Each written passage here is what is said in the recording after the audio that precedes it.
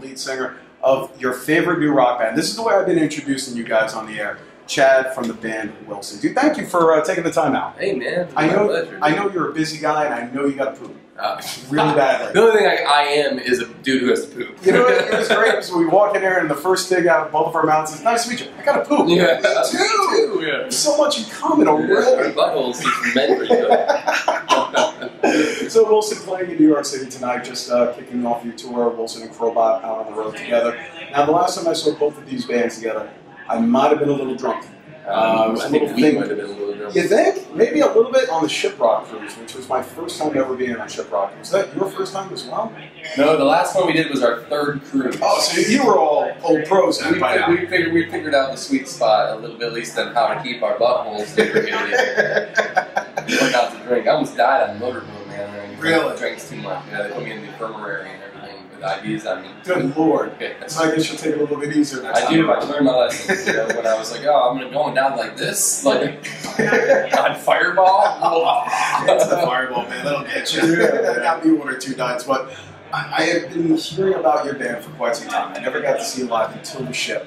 And then when I saw you on Shiprocked, I was completely blown away by the energy of your live show. You guys do not stop the entire set. I mean, it's just nonstop from beginning to end. And you bring something that people forgot about. Fun. You know, like there's so many metal and rock bands out there that are so serious or crying, and you guys just totally bring the fun back to rock and roll, man. Was that like always the intention of Wilson? Yeah, I mean, absolutely. I mean, this band started as like, I don't want to say joke, but it wasn't started to be taken seriously. When Jason, our guitar player, was going to school, like at college or whatever, it was started for us to get free beer, you know, play house parties and things, play rock. That's a good idea. We were all in other bands and toured around and all that sort of stuff. So at the very heart of it, it was like, hey, let's have some fun with this. Let's get some fucking some jams together and go play these house parties. And then it just sort of steamrolled into this thing. And I mean, the idea of it is we understand the value of entertainment dollars, especially in this day and age. So when you get butts in seats and out of the house and from behind the computer, beating it for free, you know, and spending their money to interact with people, you know, it takes a lot of effort nowadays. So you know, we really respect the art of the live concert and the atmosphere it's supposed to create. You guys get out on the stage, you throw down. I think you played, what, 3 times on the last Shiprocked? Yes. And even one time, the thing that got me, you're like, I enjoyed the live show, but then I knew you guys were having a good time when I saw you all in bikinis. Which was probably the most, I'm looking, I'm like, wow, look at these chicks in bikinis. Look at those are some ugly, that's Wilson. Yeah. That's Wilson in bikinis. Students with beards running what? Yeah.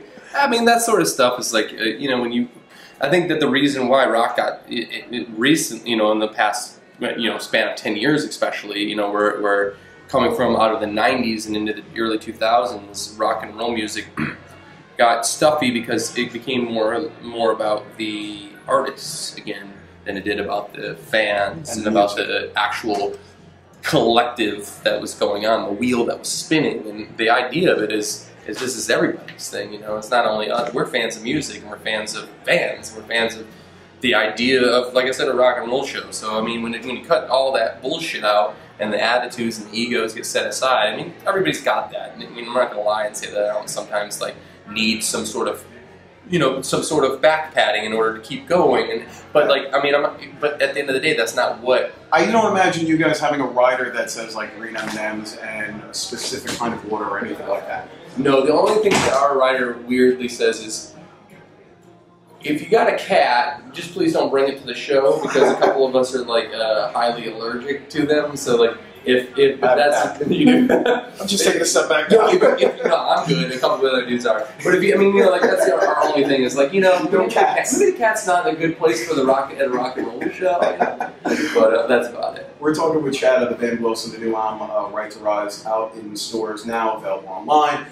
It's a total kick-ass record. I love it from beginning to end. I've been playing Hang with the Devil since the day it went available for download on your website. Oh, sweet, awesome. And it's so different from, I don't want to say it's so different from the first album, but it is definitely, I would like to say you guys matured a little bit, maybe drank a couple less beers on this record. I don't know. I don't think we drank any less beers. I mean, I think what we did is to stop drinking shitty beers and started drinking beers that didn't make our buttholes bleed the next day. Apparently I have a poop fetish. Just gonna talk about poop. Yeah. I mean, it's a record coming from Full Blast, but we just didn't want to make the same record first and foremost. And on top of that, Jason and I wrote, what you're hearing in Full Blast Fuckery. And with this record, our full band everybody had pieces put into that pie. I mean, we created a cake that was a full-on Wilson cake. It was a meal, you know what I'm saying? So there's no appetizer, just cake. It's all cake. It's all cake. So at the end of the day, I mean, the difference for us is, Full Blast Fuckery was us punching and kicking wildly, trying to connect to your genitals. I'm going to sign this real quick. Say hi to the camera.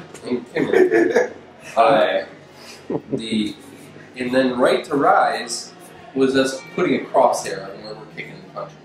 Gotcha. Like, this song's going to hit you in the right testicle, this one's going to hit you in the left, and this one's going to uppercut your sack, and this one's going to finger your butthole. But you're all about the lower abdominal area. Nothing really matters. When the waist's up, don't matter. If I tell you, we're really just into, this album's about tickling your feet, it's really, we tickle your big toe. The toe tickler. Sound badass. You know what? That's what we're going to describe the new toe tickler from Wilson on air right now. That's the way we're going to do it. All right, love it. Chad from the band Wilson again. Thank you for taking the time. Yeah, man. We were talking a little earlier, and you're gonna have a day off out on this tour. And now, how long?